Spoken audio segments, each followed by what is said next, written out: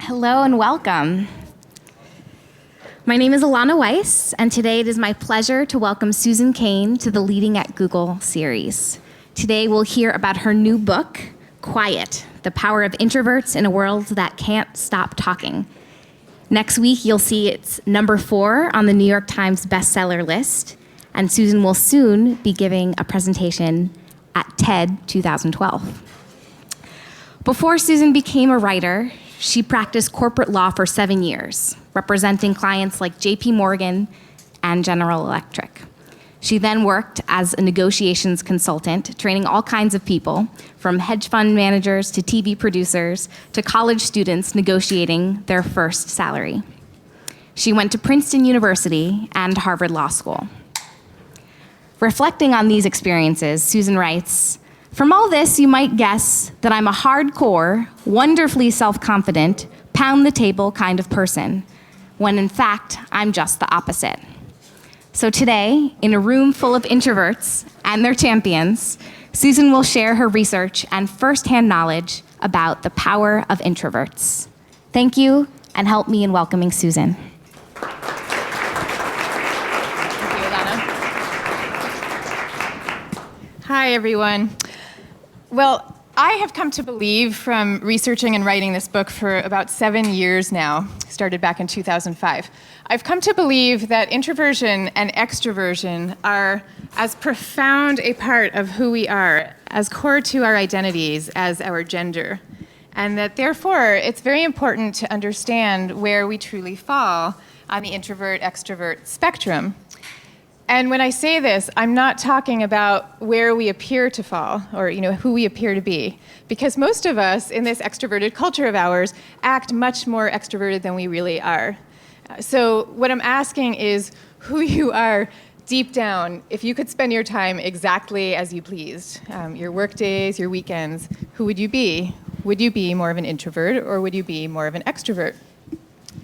And this is a really important question, so I want us to get to the answer, get to the bottom of it before we move forward with the talk. And so what I'm going to ask you to do is to break up into groups of 6 quickly and share with your group a private and personal memory from your childhood that you think illustrates who you really are. And then we're going to take the most private and personal and profound of these memories and share them with the entire audience. And yes, that's right, I'm just kidding. And if there are any consultants in the audience, please don't do this to people in future talks. Introverts hate this kind of stuff.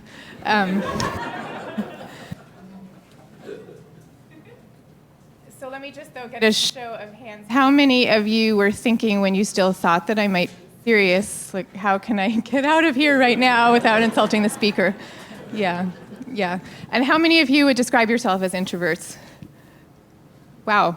Oh my gosh. Could it be 100%? No. Any extroverts in the room? Okay, maybe. I would say we have about 5 extroverts, so that's good because you can tell us your perspective. So, of course, also the important thing is not only to identify who we are, but why are we the way we are? What is it that makes an introvert or an extrovert an extrovert? And the truth is there are as many answers to this question as there are personality psychologists. But boiling it down, what really distinguishes us is that introverts prefer environments that are lower stimulation environments. So I'm talking now about social stimulation, but and so by that I mean you'd rather maybe have a glass of wine with a close friend as opposed to go to a thumping party full of strangers. But I'm not talking only about social stimulation. This also plays out in things like how much noise you like to have on in the background, how bright the lights are, how bright you like your lights to be. Even something as crazy as if I place a drop of lemon juice on your tongues, if I could do that right now, we would find that the introverts in the room would salivate more in response to the lemon juice than our 5 extroverts would, because introverts respond more to stimulation and therefore prefer lower amounts of it. And this is so important to understand because what it tells us is that if we want to optimize our lives and to be operating at our fullest powers and with our fullest amount of energy, we really need to put ourselves in environments that have the proper amount of stimulation for us. And there's one interesting experiment by the psychologist Russell Gogh that has even found that if you give introverts and extroverts math problems to solve with different levels of background noise, the introverts will do better when the background noise is lower, and the extroverts will solve the problems better when the background noise is higher. So we all have our different sweet spots, and then, of course, the question becomes, most of life is kind of a one-size-fits-all environment. Our schools, our workplaces are like this. So how do you design things? How can we think about ways to tailor the amount of stimulation for individual preferences? And the fuel that led me to write this book, to spend the last 7 years doing it, is that I have been distressed to see that our world is primarily set up in a way that I believe maximizes the energies of extroverts while not those of introverts. I think the bias in our culture against introversion, it is so deep and it's so profound, and we internalize it from such an early age, we don't even realize that we're doing it.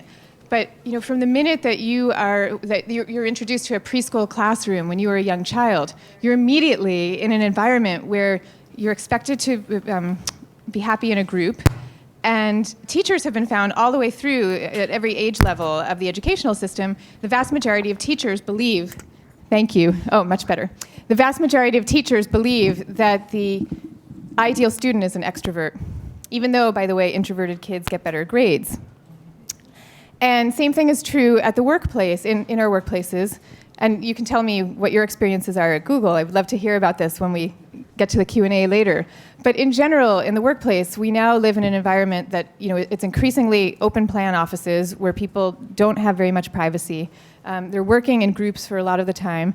And studies tell us that introverts are routinely passed over for leadership positions, even though research by Adam Grant from the Wharton School, recent groundbreaking research, has found that introverted leaders often deliver better outcomes than extroverts do. And I say all this, when I say this, it is not to take anything away from extroverts. I think extroversion is a really enormously appealing personality style.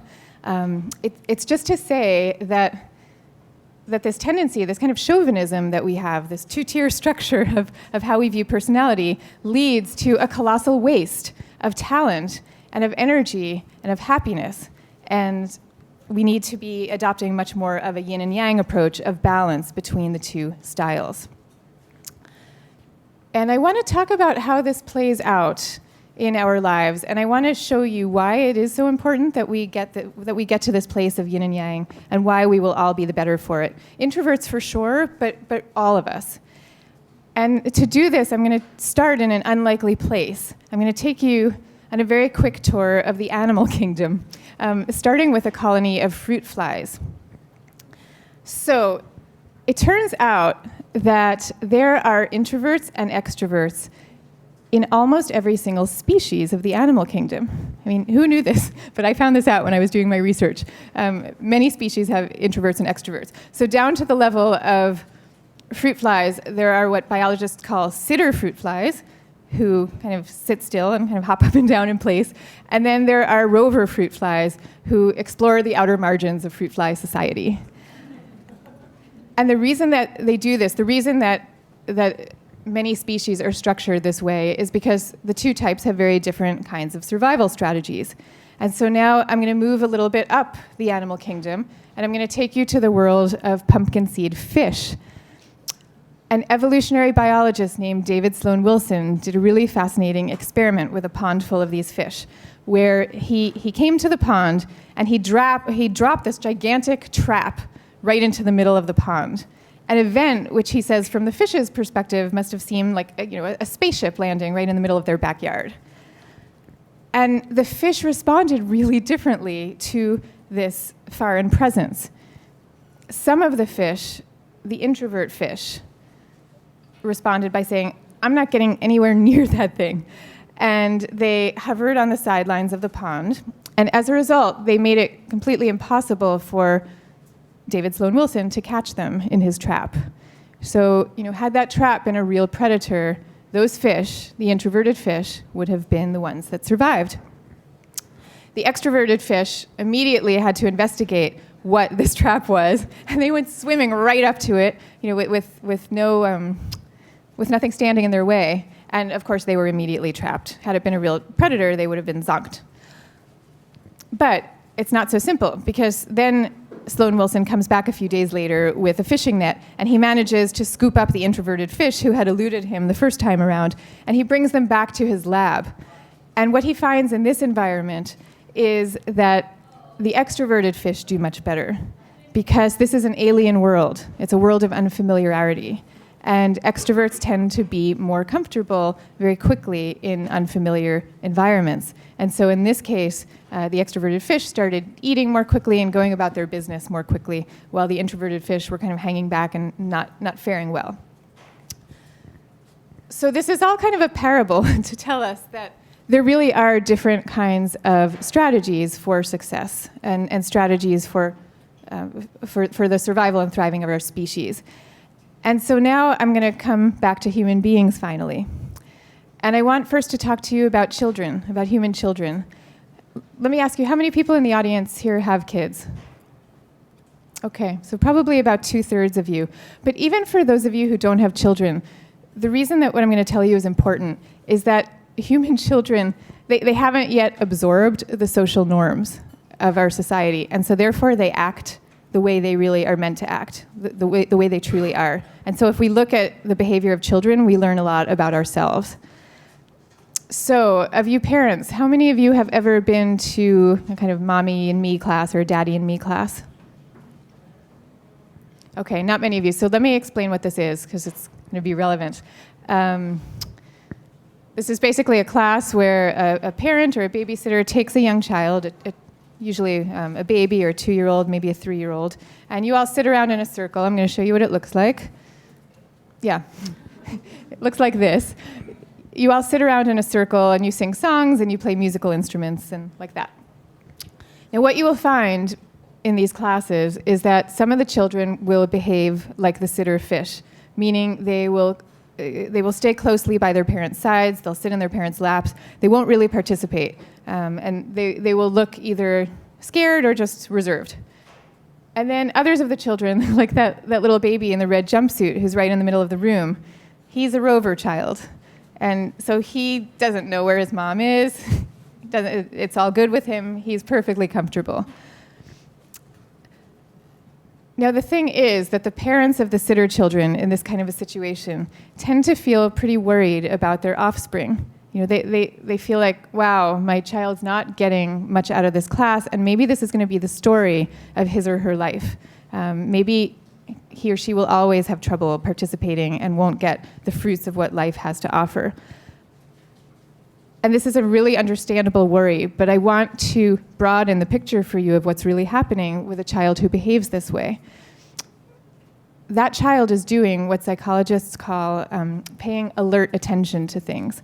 So it may appear as if the child is sitting inertly and passively and not taking anything in, but that's not what's happening. They're learning by observing, and they're observing in a very intent way. And so very often with these children, I see it again and again, it may take them minutes or days or weeks or months to actually plunge into the situation at hand. But when they do, they already know the social rules. They already know the subtle nuances of what's going on because they have been paying attention all that time. And this form of paying attention to things, of noticing things that are scary, but noticing things in general at a subtle level, this carries through with these children all the way into adulthood. It becomes a kind of way of dealing with the world and a way of processing information. So, for example, if you give these children, when they're a little bit older, this kind of a puzzle to solve, where you have two pictures that seem to be very similar, and you ask them to figure out what the subtle differences are between them, these kinds of children will spend much more time than other children will comparing the two. In the lab, you can actually see their eyes darting back and forth more times than those of bolder children, and they more often get the right answers. And this kind of thing continues as these kids grow up. So you give them puzzles to solve, adult-sized puzzles. They take more time to do it. They get better grades in school. They they're more likely to get Phi Beta Kappa keys. And then the other thing, and I'm sorry about this, extroverts, but introverts have actually been found to know more about many subjects. In one study of college freshmen, they tested the students of their knowledge of, 21 different subjects. It was like everything from art to astronomy to physics to statistics. And they found that the introverts knew more about all of these subjects. And what's relevant about this is that the introverts are not smarter. As far as IQ goes, the two groups, introverts and extroverts, totally similar IQ. So instead, what's happening here, the advantage that introverts have in these kinds of intellectual problem-solving puzzles is the very behavioral style for which introverts are often criticized. The very behavioral style that has you sitting still more, reflecting more, being more reserved, being more, just slow to process stuff.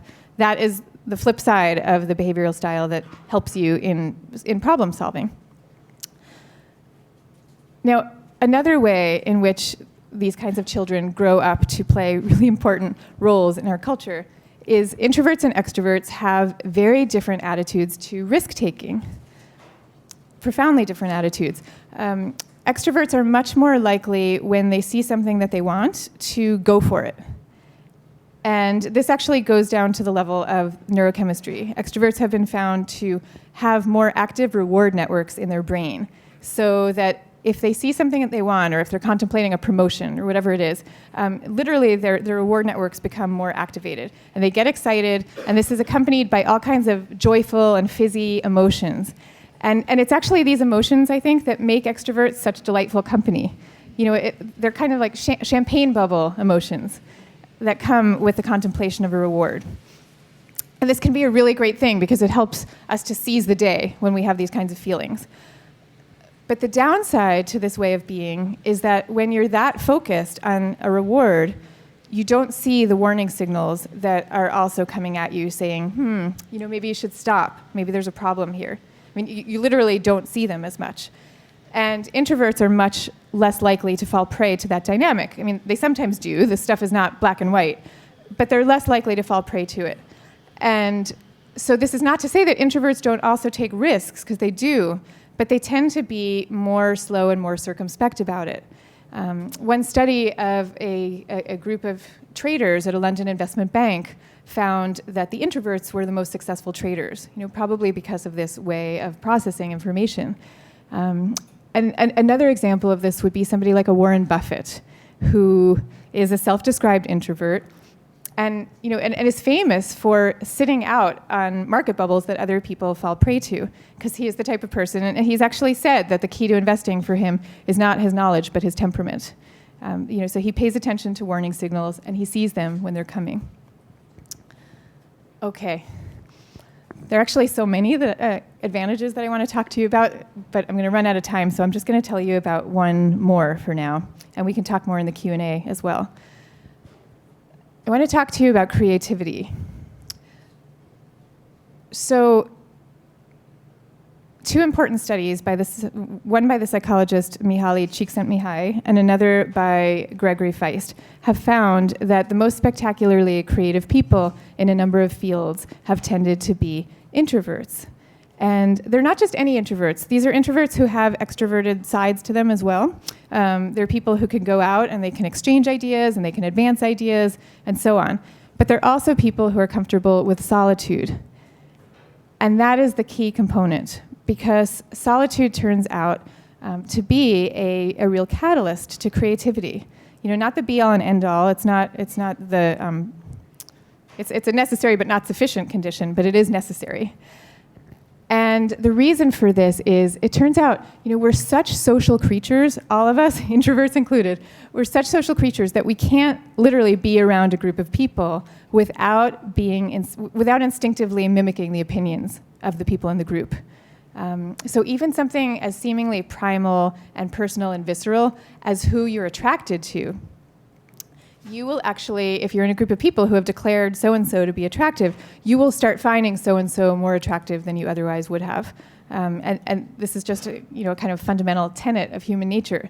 And so if you want to go and find out what you really think about things, you almost can't do it without secluding yourself to some degree. But I want to be really clear about what I'm saying here and what I'm not saying. So when I say this, I'm not trying to argue that man is an island after all, to contradict John Donne. We're human beings, we love and we need each other. And I'm also not trying to say that we should be abolishing group work and abolishing teamwork. I think it's clear that we need that part of the creative puzzle as well. And that this is probably increasingly true every day, because as the problems that we face grow more complex, we're going to need more and more and more than we've ever done before to really stand on each other's shoulders. But what I am saying is that there are two kind of contradictory drives in human nature. And one of these drives is the drive that makes us come together. It's the drive that makes us love each other and need each other and trust each other. And then another of these drives is the drive for solitude and for autonomy and for independence. Excuse me. And introverts have that latter drive particularly strongly, but this is a drive that we all share. And so if we're going to, we need to figure out ways of harnessing both of these drives as productively as we can. And so I'm just going to call for 3 different kind of takeaways for us to think about. And I'm talking now at the kind of big picture level. And then at the Q&A, you can ask me questions that are more specific about your lives, your work lives, or your personal lives, or whatever. So the first takeaway I'd like to share with you is just to give yourself more time for quiet, more time for solitude, more time to just get away, to feel truly entitled to it, instead of feeling like it's something that you need to feel guilty about. The second one is to think really differently about the next generation of introverted children, because the same children who have been sitting on their parents' laps when they're 2 or 3 years old, and then grow into teenagers who develop solitary interests that they love to pursue, whether it's for spider taxonomy or for 19th century art or whatever it happens to be. These children often are the great artists and writers and thinkers of tomorrow, or they're just really fantastic human beings. And so we need to stop treating them as if there's something wrong with them, and instead appreciate and take delight in what is right about them. And then the final thing that I would say to you is for all of you to really think hard about what is the key to your own power. I'm going to come back now to the question that I asked you at the beginning when I threatened to break you up into groups to think about your powers. But we all know from myths and from fairy tales that there are many kinds of different powers that are on offer in this world. And some of us are given lightsabers, like Luke Skywalker, and we get to swashbuckle our way through the galaxies. And some people are given wizards' educations. But then there are some people where the power that is given to them is a key to a secret garden that is full of inner riches. And the trick to living well is to use the power that has been granted to you. Instead of trying to make do with all the different powers that are on offer, what is the power that has been given to you? And so that is what I want to say to you in closing. May you all use your powers well and brilliantly. Thank you very much.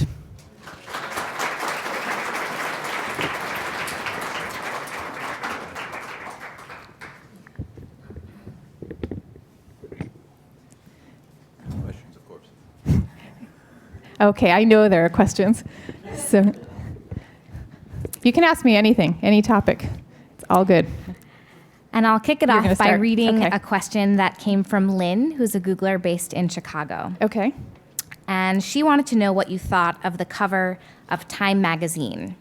She writes, "As soon as I saw the cover, I immediately became alarmed by how inaccurate Time could have been with its choice.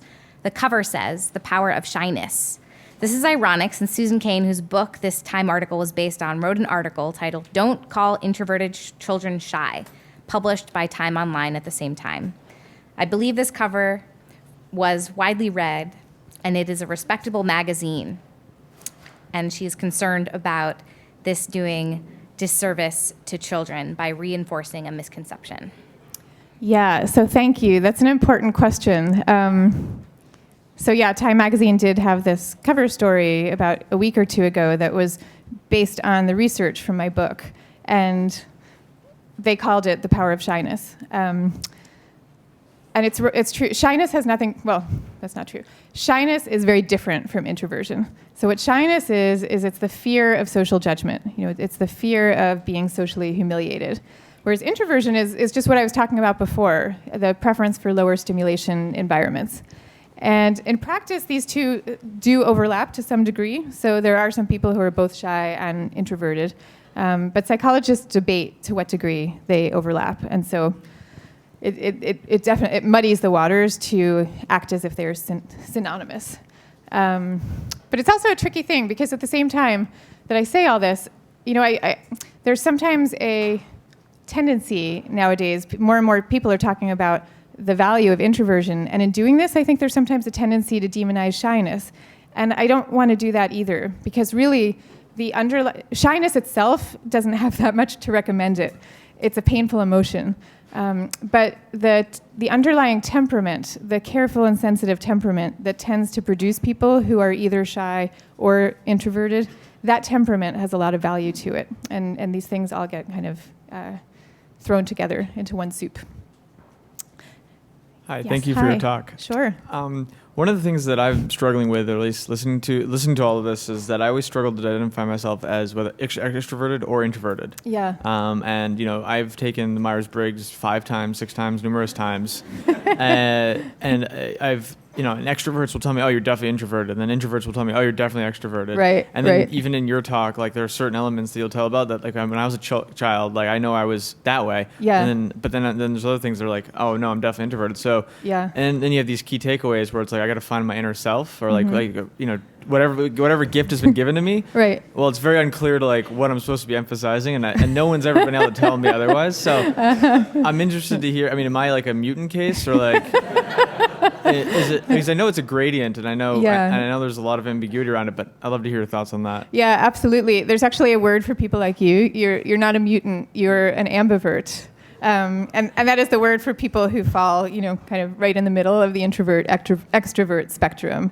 And I often think that people who are ambiverts have the best of both worlds, because I think each of these personality styles has real gifts, and people like you can, I think, choose more easily which style you want to adapt at any given moment. But I will say too, even for people who really feel like you're on one side of the spectrum or the other, we're still gloriously mishmashed creatures, all of us. So we all have a little bit of the other side in us. It's kind of like if I were standing up here trying to give a talk on what maleness is and what femaleness is, I could get it mostly right, but I wouldn't be able to get it right for any one human being. And I wouldn't be able to get it right even for the group in general, because it's a little bit too complex. And yet it's useful to talk about these categories because it does illuminate something. So I hope that answers your question. Yeah, thank you. Hi. Hello. So I've read a little bit about just kind of different temperaments, like the Please Understand Me books, like Kearsley, I think it is, I'm not sure. But I'm wondering how your definition of introversion and extroversion relates to these other aspects of temperament, like introspective and things like that. Like how do these how do they interact with each other? Yeah, it's all very complicated what this stuff is exactly. But I would say the definition that I'm using, like in this talk, it's pretty similar to what you would find in those books. And another way of looking at it is to ask yourself the kind of famous question you've probably most of you heard. How do I feel after I've been out and about in company? Do I feel energized and like I want more of it? Or do I feel, I'm really depleted, I've got to go home and just take a break? And the people in the latter category tend to be more on the introverted side. And useful to know it, because then you can build in the breaks you need, which is something I have been doing on my book tour. Thanks. I guess I was just asking because it seems like a lot of the qualities of introverts that you described are sort of these introspective qualities, sort of observing or taking in the world around them. Right. And I'm sorry, and your question about that is? Okay. Yeah, that, I would say that is very much part of the way I'm defining introversion. Yes. Hi. It's somewhat related to the last question. So you have your definition about seeking lower stimulation environments, and which most of the other qualities of introversion fall out of. But another difference, I believe, is extroverts talk all the time, and introverts wait until they have something to say. Yeah, And that yeah, doesn't absolutely. really seem to follow from the previous definition. How does that does that fall out of it? Well, you mean, what does that have to do with stimulation? Yeah. Yeah. Well, it really actually, if you think about it, talking and interacting is kind of the highest form of stimulation that there is. If you think about a simple conversation with your best friend, there's an enormous amount of stuff going on with it. You're reading body language, you're reading facial expressions, you're thinking about what you want to say, you're reacting to what they said. And so this is something that extroverts tend to plunge into with a little more ease. Right, but they will keep talking with no response at all. And So it's not working. They're not getting stimulation from that. So it's oh, well, I don't know if I would say that. I mean, well, first of all, I don't know that all extroverts do that. But right. to the extent that that's happening, the act of talking itself is a form All of right. real activity and of stimulation. Okay. Yeah. Hi. Hi, Susan. Thank you for coming. You're welcome.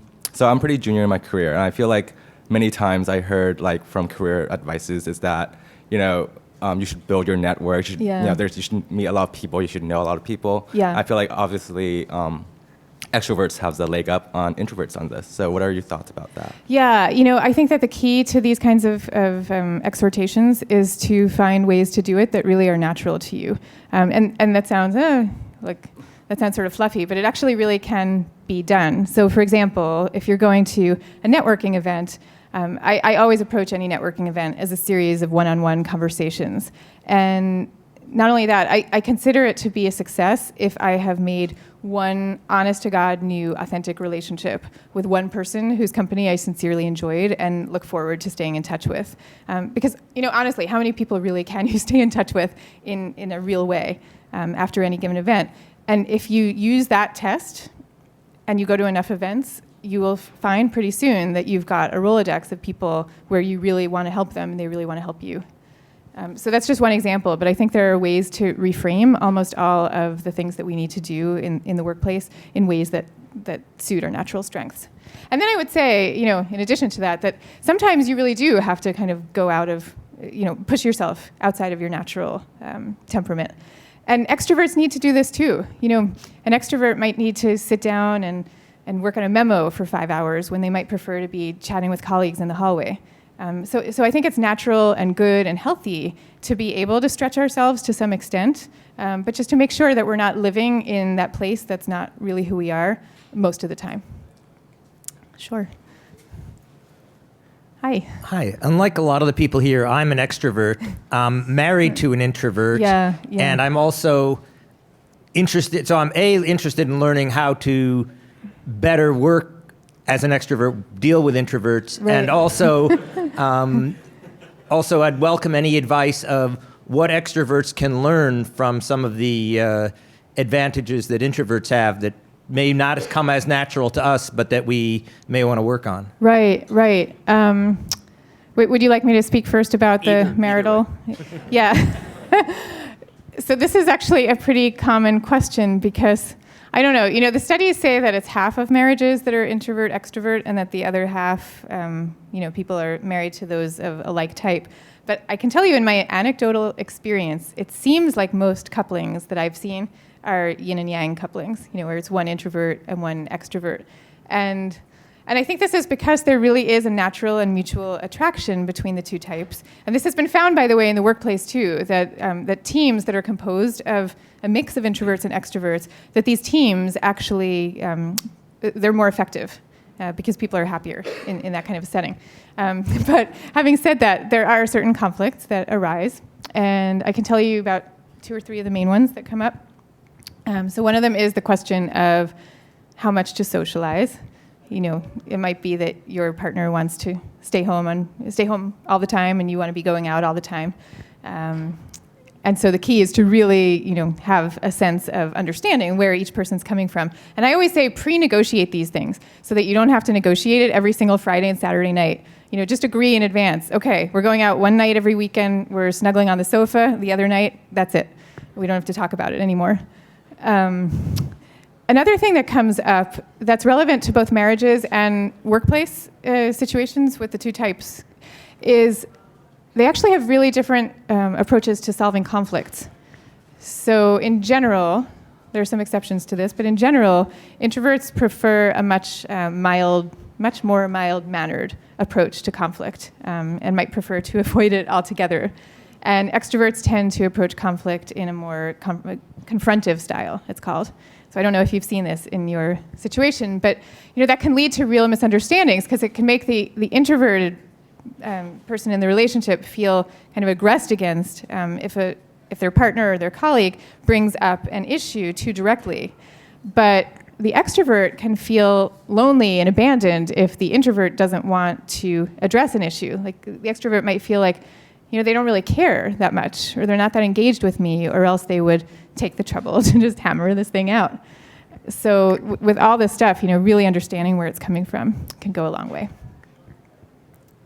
And if you have any comments for extroverts trying to learn from introverts. Oh, yes. So a big one that I would say is to learn from introverts' tendency to think carefully about things. I was talking before about the tendency of extroverts to sometimes get so carried away with positive emotions and with wanting to go after a goal that you might not take the time to slow down, and see what's really happening. And in fact, if you do slow down, if you put in place certain mechanisms that will say stop, before you act, you will be able to see the warning signals that get in your way. It's the moving and the action that prevents you from actually seeing those warning signals. And then another thing I would say extroverts can learn from introverts is it's just to kind of sit down and be still and see what you can get from solitude and from just thinking and being and not moving all the time. Thank you. You're welcome. Hi. Hi. I keep thinking about your fruit flies that stay in one spot. Introverts stay in one spot, and then you have the extrovert fruit flies that kind of roam the world. Yeah. And so extroverts are kind of more roamers, and introverts kind of stay in the same place, or at least are more familiar in the same area. What does that say about, or like, what studies have been done about extroverts and introverts in relationships as far as like faithfulness or their, like whether they roam? Well, yeah. Actually, extroverts have been found to be a little less faithful. It kind of goes into the overall profile of risk-taking that I was talking about before. They've actually been found to more often get into car accidents, to place larger financial bets, and to be somewhat less faithful in relationships. I'm sorry, but true. But that doesn't mean it's always true. These are just, I'm only partially an extrovert, by the way. Some of these things have small effects, but there are differences between the two groups. Okay, thanks. Sure. I just wanted to say you had a pretty compelling talk to get me up to a microphone. It only happens like once or twice a year. Oh, thank you. Thank you for being here. Yeah, so I just really appreciate your book. And also I wanted to ask you about how introverts can get more visibility at work. Because on my team there are people who are shameless self-promoters who are always saying, look, I launched this thing. Look what I've done. Yeah. And then I'm just like, I could never do that. I kind of look at them with admiration and a little bit of irritation because it's something I can't quite do myself. So Right. I mean, can you figure out what is the what's the essence of what's keeping you from doing it? Is it that you don't really approve of it, or that you want to but you can't? It just seems to, I don't know. Just self-promotion is really difficult for me. It's being very verbal about what you've done well. I guess it's kind of just saying that you've done a better job than other people, maybe, or I don't know. Right. I mean, so that's one. I don't know if you guys all heard that, but that's one thing right there. If you view self-promotion as being an announcement of superiority over your peers, that could be pretty inhibiting. So that's one thing I would just suggest reframing. It's not really that. It's more just talking about what you personally have done, and don't think about it in relative terms. But what I would also say with all these things is to try to find ways of doing it that are comfortable for you. Because, if you try to ape somebody else, it's never going to happen. You might push yourself to do it once or twice, but you won't keep doing it. So might it work for you to to ask your boss, for example, for a meeting one-on-one where you just talk about your career and you kind of go over the things that you think you've been doing well and where you might want to be in the future. and maybe come to that meeting with a list, a memo that you've prepared in advance that lists the ways you've contributed. Like, I wonder if something like that would be more comfortable for you. Very appealing. Does it? Yeah, maybe I'll think about doing that. Thank you. You're welcome. Hello again. So, do extroverts have more fun? Oh, yeah. Well, so this is something I talk about this a lot on my blog. I have a blog. It's called thepowerofintroverts.com. And I talk about this because it comes up in the research a lot, the idea that extroverts might be happier than introverts, because it does seem that in general, extroverts have more of the very exuberant, very fizzy emotions that I was talking about that kind of accompany the pursuit of reward. But being a pretty happy introvert myself, I'm always motivated to think that must not be the full picture. So yeah, what I think is that there are a lot of different ways of having fun, and that many of the ways that introverts tend to have fun, they're not necessarily defined that way, and they're accompanied by a different constellation of emotions from the ones that we normally associate with fun. So it's not like jump for joy, huge grin on your face. It's something else. It's something quieter. And I've even started to explore this state that I call the happiness of melancholy, which is, why is it that things like, like minor key music. I love minor key music. It always makes me happy to listen to it. Why? Why does it make me happy? Why does the evanescence of a cherry blossom make us so happy when we know it's going to wither and disappear, a week from the day that we're viewing it? Why does that make us happy? That it's like the fact of its imminent disappearance is somehow elevating. And I think, I'm trying to figure out what it is. I think it has something to do with these kinds of states make us acutely aware of the fragile beauty of life and of love, and that's a form of happiness in and of itself that is not necessarily captured in the view of fun and of happiness that we tend to think of in our culture. So that may be a more philosophical answer than what you were hoping for, but those are my thoughts for today. Yes? I work on a team where I'm the introvert who is supposed to lead, and I have a super extroverted member, and very strong team. But how do I? If I take a long time to talk, as you can see, I'm doing right now, and I have a colleague who can fill that space very easily. Right. Are there strategies for me to honor that person's voice yet still? Be part of the conversation. But still be part of the conversation. Yeah. I mean, are you at all comfortable ever interrupting, or does interrupting feel to you like you're breaking a sacred trust? Because I think that is something a lot of people feel. Like I think they don't. I think it's challenging. Yeah. Yeah. So one thing would be to understand that to interrupt is actually not a terrible violation, especially if the other person is talking a lot. But. And it might be helpful for you to interrupt using your hands, like to say, oh, that's a great point. What about this? And kind of signal that you're now, physically, that you're now taking the space. Trying to think of other ideas for you. Another thing, do you have the kind of relationship where you can actually talk about this, you and your colleague? That sounds like a good idea. More comfortable? Okay. Thanks. You're welcome. I'm going to thank you so much. You were a really wonderful audience, and it was an honor to be here with you. Thank you.